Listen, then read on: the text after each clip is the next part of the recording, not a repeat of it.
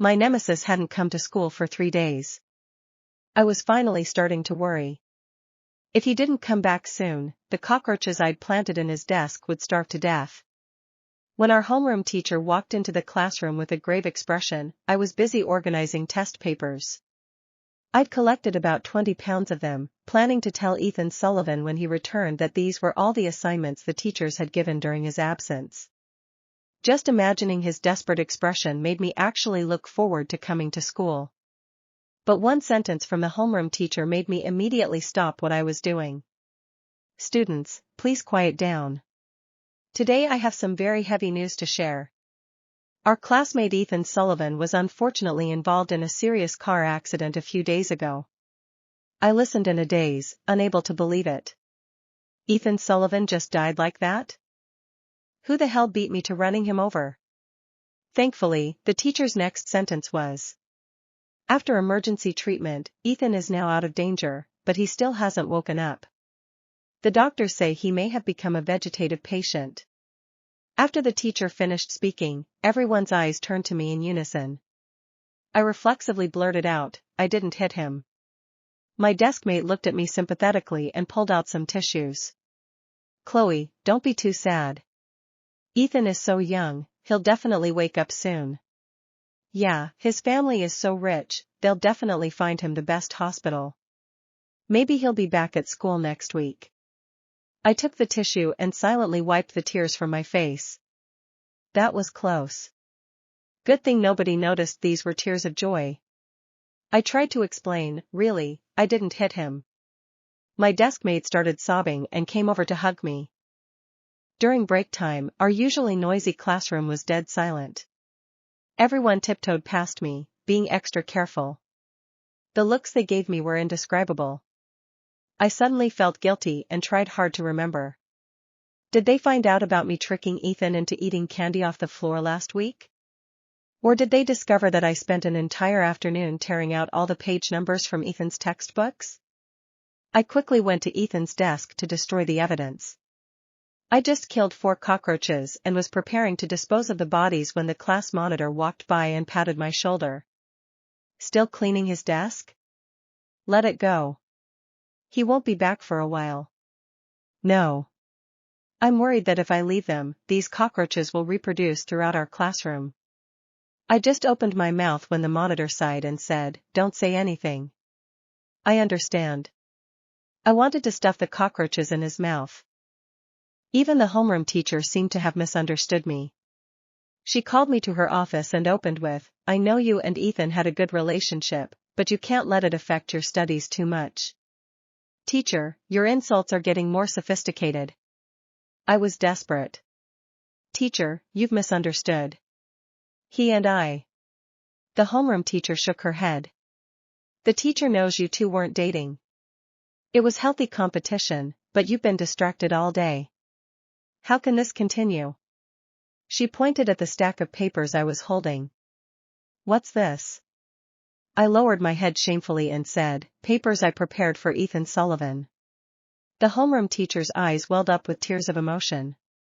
"I believe when Ethan comes back, he'll be very happy." "No. He'll just punch me to death." During class, I kept looking toward Ethan Sullivan's seat, afraid he'd suddenly return. Because during the time he was lying in bed as a vegetative patient, teachers and classmates had been especially nice to me. In a trance, I saw a stream of bullet comments flash before my eyes. "Isn't the female lead top of the grade? Why does it seem like she's not paying attention at all?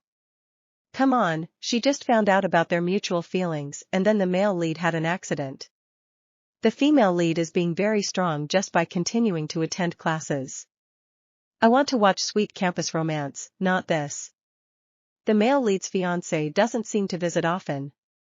His mom is planning to hire someone to talk to him. Will the female lead go? What's so interesting about taking care of a vegetative patient?" I didn't keep reading. I immediately pulled up my phone to search and found that what the bullet comments said was actually true. Monthly salary of $20,000, benefits included, housing provided, plus meal and transportation allowances. The next day, I rushed to apply. I got the job with just one sentence. Ma'am, I'm top of my grade. I'll teach Ethan every day so he won't fall behind. As I spoke, I placed those 20 pounds of test papers on Ethan Sullivan's stomach. The female lead is a demon. The male lead is a vegetative patient and still has to listen to lectures? Everyone just leave. I believe when the male lead wakes up, this relationship will be over too. While the male lead is unconscious, will he feel like he's having a nightmare the whole time, then wake up to find it's real? From then on, I began my career as a caregiver. Professional nurses took care of him every day. I was responsible for staying by his side for 3 hours after school to give him lectures. Seeing the empty hospital room with only the unconscious Ethan Sullivan and me, I couldn't help feeling emotional. Looking at Ethan Sullivan's peaceful sleeping face, I had the urge to draw a turtle on his face. But thinking I'd already done that once before, I suppressed the urge.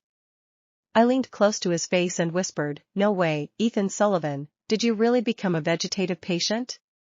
He continued sleeping quietly with his eyes closed.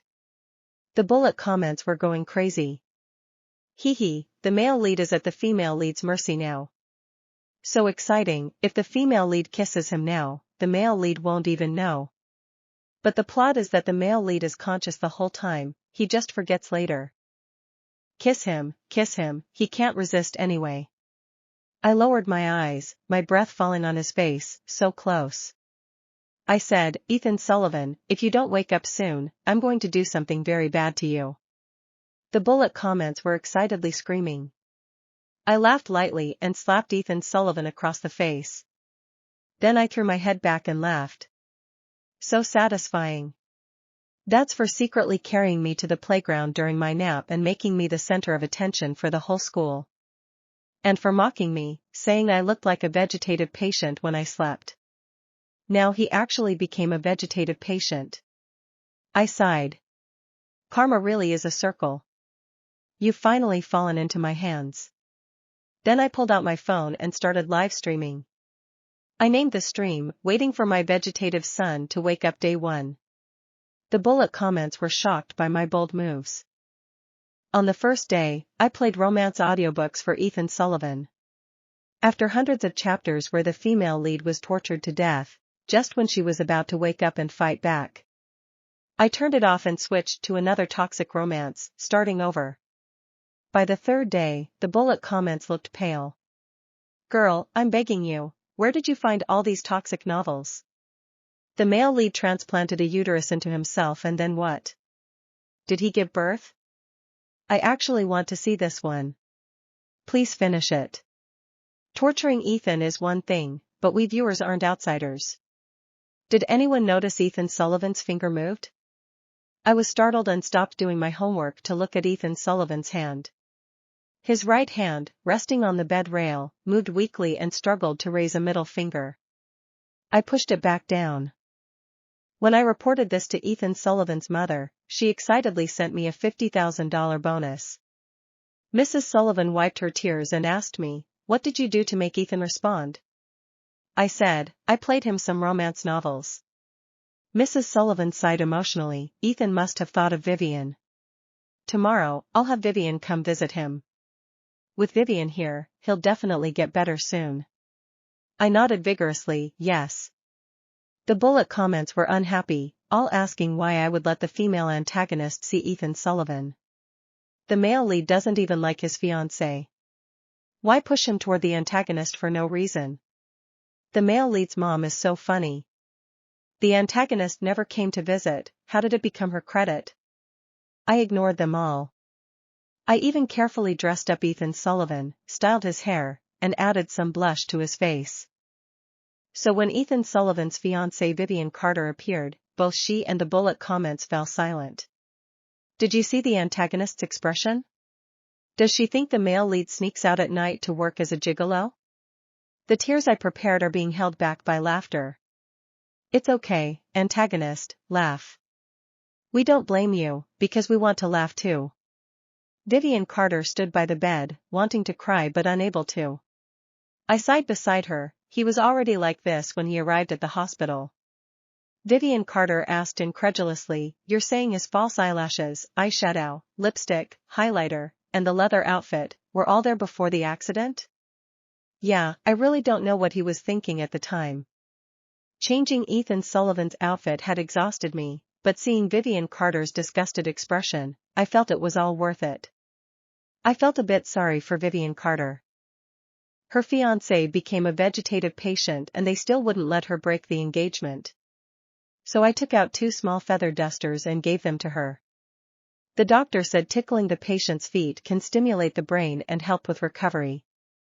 Vivian Carter hesitated, then followed me in tickling Ethan Sullivan's soles. After tickling for a while, Ethan Sullivan's right leg suddenly jerked back. It scared Vivian Carter. I said seriously, "This is normal, it's that thing, the knee-jerk reflex."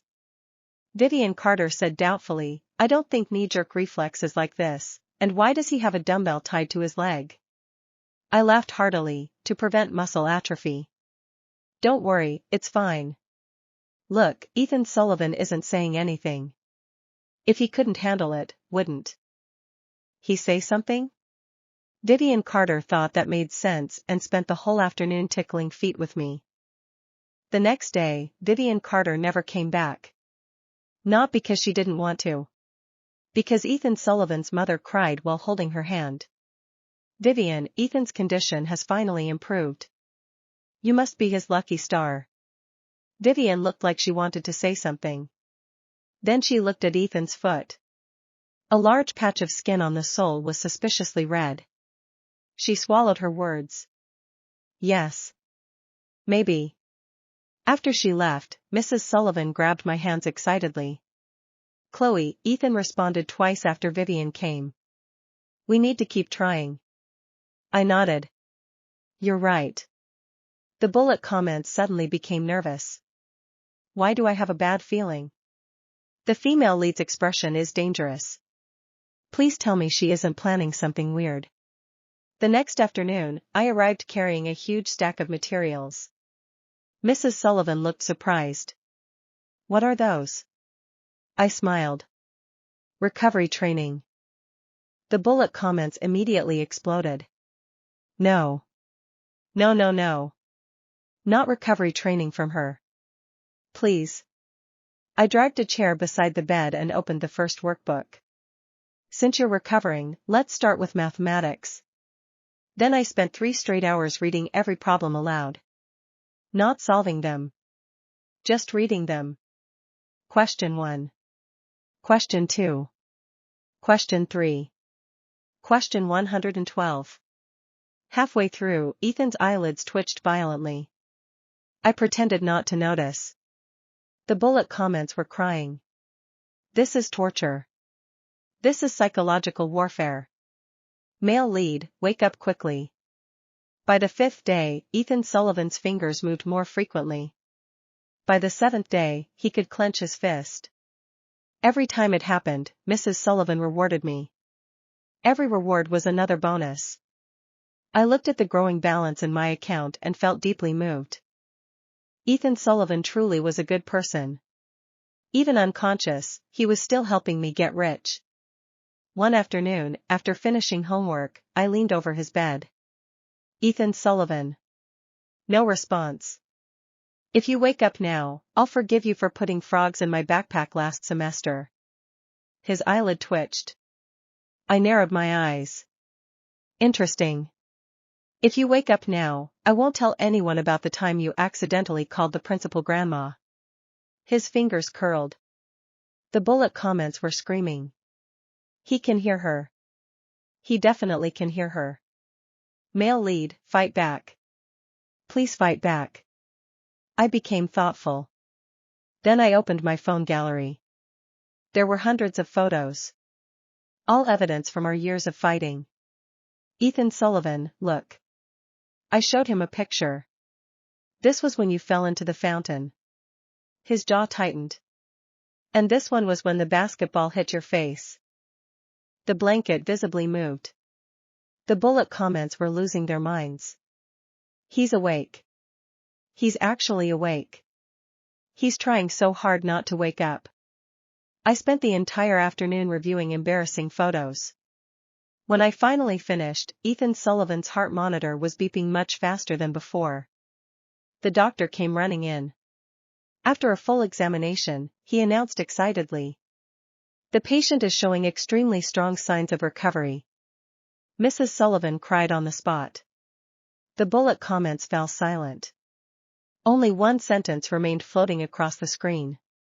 "Maybe hatred really is the strongest force in the world." 3 days later, I walked into the hospital room as usual. "Ethan Sullivan, today's assignment." Before I could finish speaking, a hoarse voice suddenly interrupted me. "Get." I froze. The bullet comments exploded. HHHHHHHHHH. He's awake. The male lead is awake. On the hospital bed, Ethan Sullivan slowly opened his eyes. His face was pale. His expression was murderous. He stared directly at me. Then he pointed at the door with a trembling finger. "Get out." I immediately dropped the stack of test papers onto his stomach. The papers scattered everywhere. "Ethan!" Mrs. Sullivan rushed in from outside. Seeing her son awake, she burst into tears. Doctors and nurses flooded into the room. Everyone was celebrating. Everyone was excited. Only Ethan Sullivan and I looked at each other. After several seconds of silence, I pointed at him. "You owe me 21 days of homework." Ethan closed his eyes again. The heart monitor instantly started screaming. The doctors rushed forward in panic. "Ethan! Stay calm. Don't let your emotions fluctuate too much." Meanwhile, I was standing beside the bed with a stack of papers. Question 1. Find the value of X. The doctor turned around and shouted, "Stop stimulating the patient." I reluctantly put the papers away. Ethan finally opened his eyes again. The first thing he did was glare at me. The second thing he did was ask his mother in a weak voice, "Why is she here?" Mrs. Sullivan immediately grabbed my hand. "Chloe has been taking care of you every day." Ethan looked horrified. The bullet comments laughed so hard they almost disappeared. That expression. That's not gratitude. That's fear. The male lead just learned who the real villain is. Mrs. Sullivan continued emotionally. She never missed a single day. Ethan's expression became even worse. I felt wronged. What was with that face? I had worked very hard. Every day after school, I came straight to the hospital. I even spent my own money on false eyelashes. Mrs. Sullivan suddenly remembered something. Oh right. She opened her phone. "I recorded some videos of Chloe helping with your recovery." The moment I heard that, my heart skipped a beat. Ethan's eyes narrowed. A terrible silence filled the room. Then the first video started playing. In the recording, I was holding a feather duster. "Come on, Ethan Sullivan. Wiggle your toes." The camera moved downward. Both of his feet were tied to the bed rails. The entire room fell silent. Mrs. Sullivan blinked. "That's strange. Why were his feet tied up?" I immediately answered. "To prevent muscle atrophy." Even the doctor looked confused. The second video began. In it, I was sitting beside Ethan's bed reading a novel. After giving birth to the CEO's quadruplets, the male lead discovered he was actually the substitute for the substitute's substitute. Ethan's eyes slowly closed. The doctor hurriedly stopped the video. Mrs. Sullivan looked shocked. "What kind of book is that?" I answered honestly. "Recovery training." The bullet comments were dying. Recovery training. She still calls it recovery training. I can't breathe. Then the third video started. The room became quiet again. Because the video showed me standing beside Ethan's bed. And slapping him directly across the face. The sound was crystal clear. Smack. Everyone froze. Mrs. Sullivan slowly turned toward me. I slowly turned toward the window. The doctor suddenly found the floor very interesting. The nurse looked at the ceiling. Nobody spoke. Finally Ethan opened his mouth. His voice was still weak. Play it again. The video replayed. Smack. The room became even quieter. Ethan stared at me. I stared back. After several seconds, I pointed at him. You carried me to the playground during nap time. Ethan replied immediately. You put 27 frogs in my locker. You glued my pencil case shut. You filled my shoes with pudding. You replaced my sports drink with vinegar. You released cockroaches into my desk. I instinctively corrected him. Only 4. The room became silent again. Mrs. Sullivan slowly sat down. I think I need a moment. The bullet comments were going insane. Only 4. She said it like that makes it better. I finally understood. These two aren't enemies. They're each other's karma. For the next week, Ethan remained in the hospital for observation. And I continued visiting. Mostly because Mrs. Sullivan refused to let me stop. Every time I arrived, she looked happier than Ethan did. One afternoon, I walked into the room carrying another stack of papers. Ethan immediately sat up. No. I smiled. Yes. No. Yes. No. His heart monitor started speeding up. The nurse pointed at me. Outside. I was thrown out again. The bullet comments laughed endlessly. The male lead survived a car accident. But every day he still has to survive Chloe. A month later, Ethan finally returned to school. The entire class applauded when he entered. Several girls cried. The homeroom teacher nearly cried too. Only I looked disappointed. His vacation had ended too soon. Ethan glanced at his desk. Then froze. I suddenly remembered something. During the weeks he'd been gone, I had forgotten to remove the remaining cockroach eggs. A second later, 3 tiny cockroaches crawled out of the drawer. The classroom exploded into chaos. Students screamed. Chairs overturned. The homeroom teacher shouted. And in the middle of the confusion, Ethan slowly turned toward me. I immediately pointed at the cockroaches. They missed you. For the first time since waking up from his coma, Ethan Sullivan looked like he regretted surviving. The day after the cockroach incident, Ethan Sullivan arrived at school carrying a can of insecticide. He sprayed his desk before sitting down. Then he sprayed my desk too. I was touched. Ethan Sullivan, you finally learned to care about others. Without looking up, he said. I'm protecting innocent people. I kicked his chair.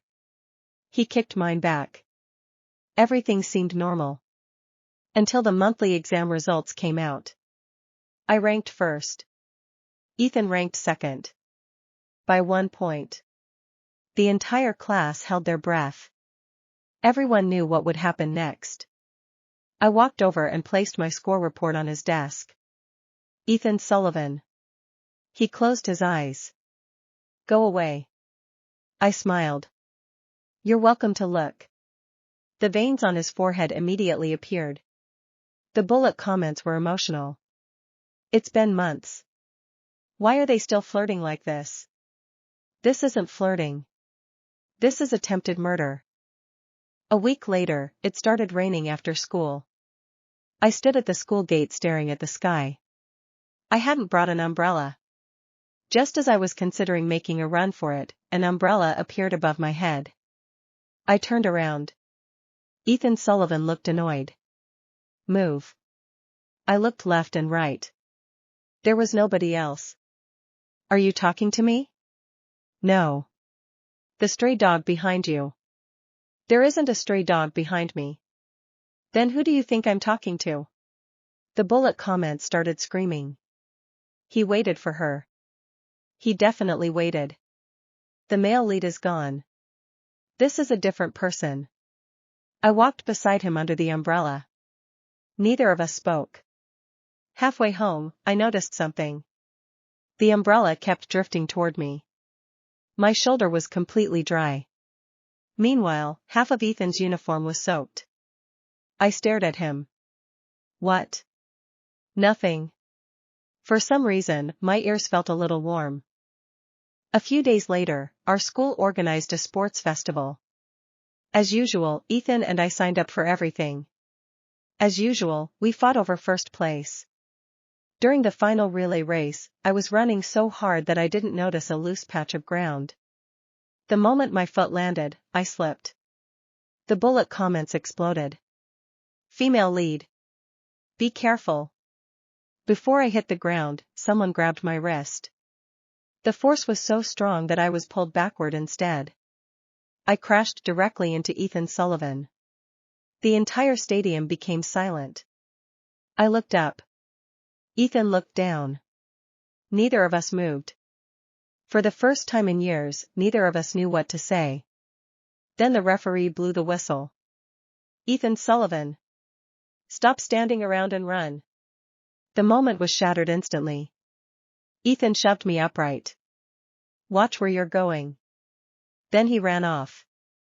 But his ears were red. The bullet comments became hysterical. His ears. Look at his ears. The female lead saw them too. After that, strange things started happening. Whenever I forgot my pen, there was suddenly a spare one on my desk. Whenever I forgot homework, someone had already reminded me. Whenever I fell asleep in class, there was mysteriously a jacket over my shoulders. The class monitor eventually couldn't take it anymore. One day, he pointed at Ethan. Just confess. The classroom instantly became silent. My pencil snapped. Ethan choked on water. The class monitor looked confused. What? Ethan stood up so quickly his chair almost fell over. Confess what? The class monitor looked even more confused. That you like Chloe. The entire classroom exploded.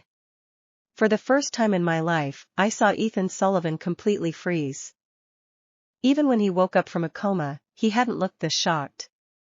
Several seconds later, he pointed at me. I like her? The class monitor nodded. Obviously. Ethan laughed. Then he laughed again. Then he stopped laughing. Because nobody else was laughing. Slowly, his smile disappeared. His expression became uncertain. Then thoughtful. Then alarmed.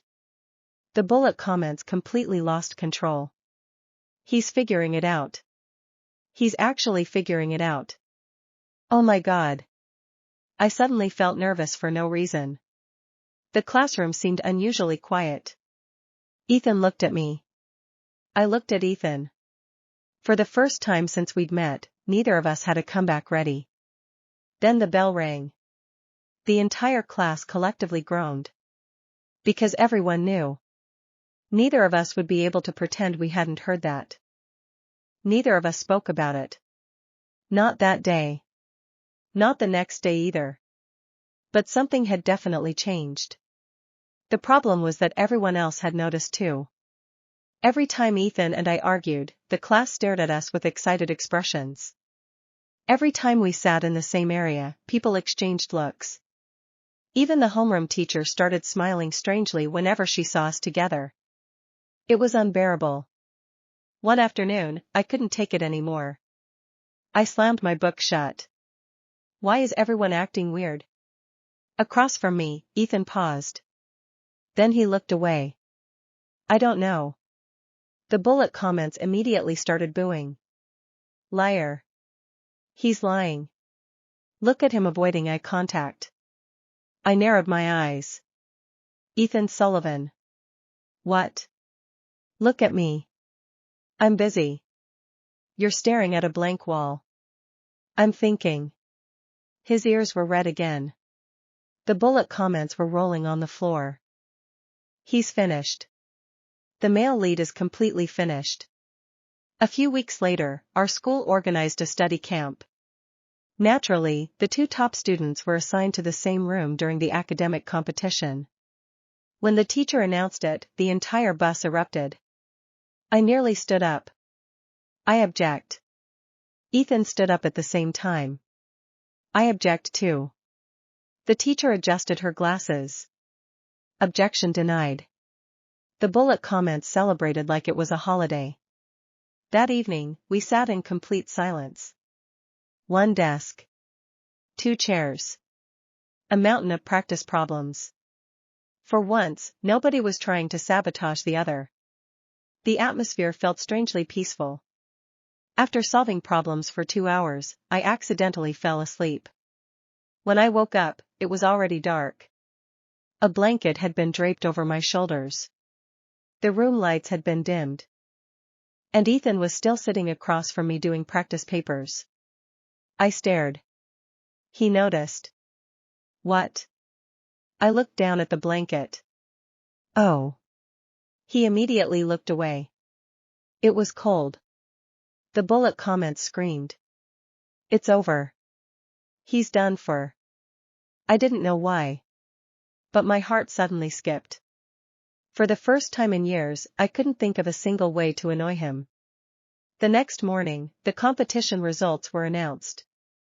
First place. Chloe Bennett. Second place. Ethan Sullivan. By 1 point. The crowd applauded. I instinctively looked toward Ethan. Normally he'd be furious. Normally we'd already be arguing. Instead he simply walked over. Then he held out a small box. I blinked. What is this? Open it. Inside was a fountain pen. The exact model I'd been looking at for months. My brain stopped working. You. Ethan rubbed the back of his neck. You won. The bullet comments became eerily quiet. Then they exploded. He bought her a gift. The male lead bought her a gift. I looked up. For the first time ever, Ethan seemed nervous. Actually nervous. Not angry. Not annoyed. Nervous. Something in my chest suddenly felt very strange. The world became unusually quiet. Then Ethan took a breath. Chloe. His voice sounded different. My fingers tightened around the pen. What? He looked directly at me. I think our class monitor was right. The bullet comments stopped moving. Every comment disappeared. The entire world seemed to pause. Ethan laughed softly. The kind of laugh I'd never heard from him before. Then he said, I really do like you. For once in my life, I couldn't think of a single comeback. For once in my life, I couldn't think of a single comeback. The bullet comments were gone. Not literally. They were still there.